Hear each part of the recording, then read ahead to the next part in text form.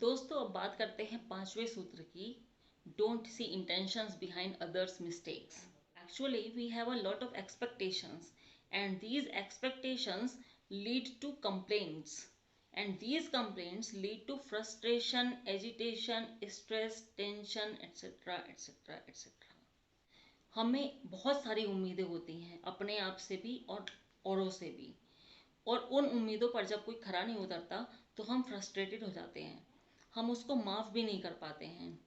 लेकिन हम भूल जाते हैं कि दुनिया में सबसे आसान काम है दूसरे पे उंगली उठाना, to find fault with others.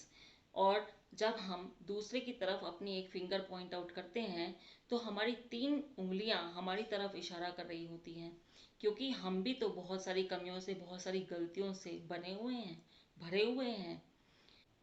गलतियां तो सभी करते हैं, इंसान गलतियों का ही पुतला है। लेकिन अगर कोई गलती करके माफ़ी मांग रहा है तो हमें उसे माफ़ कर देना चाहिए। पर होता क्या है, हम अपने आप को तो हर चीज़ के लिए माफ़ कर देते हैं, जस्टिफिकेशन होता है हमारे पास हमारी हर गलती के लिए। लेकिन दूसरे के लिए हम अपने आप को कन्विंस नहीं कर पाते।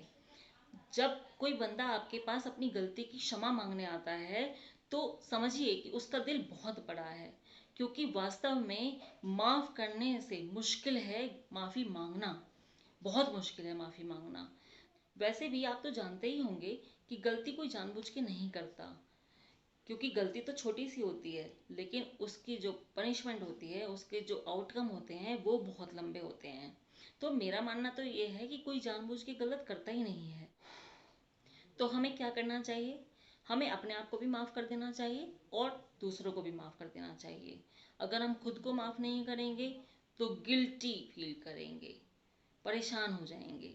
और अगर हम दूसरों को माफ़ नहीं करेंगे तो कंप्लेन करेंगे, that again will lead to frustration and stress.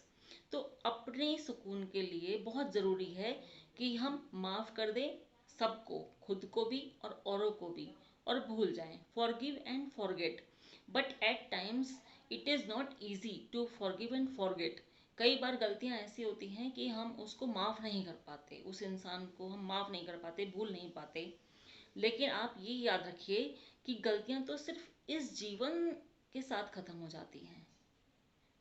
मरने के बाद तो सब यही कहते हैं कि इंसान बहुत अच्छा था, आदमी बहुत अच्छा था।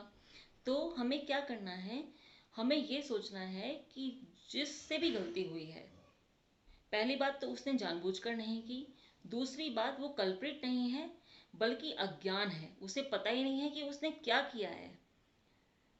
जब कभी आप कंफ्यूज हो कि इस गलती को मैं माफ़ कर सकता हूँ या नहीं कर सकता हूँ, तो उस समय आपको एक चीज़ ध्यान रखनी पड़ेगी कि वो गलती ज़्यादा इम्पॉर्टेंट है या वो व्यक्ति ज़्यादा इम्पॉर्टेंट है। गलती ज़्यादा इम्पॉर्टेंट है तो उस इंसान को भूल जाइए, और अगर इंसान ज़्यादा इम्पॉर्टेंट है तो उस गलती को भूल जाइए, फिर चाहे वो कितनी भी बड़ी क्यों ना हो।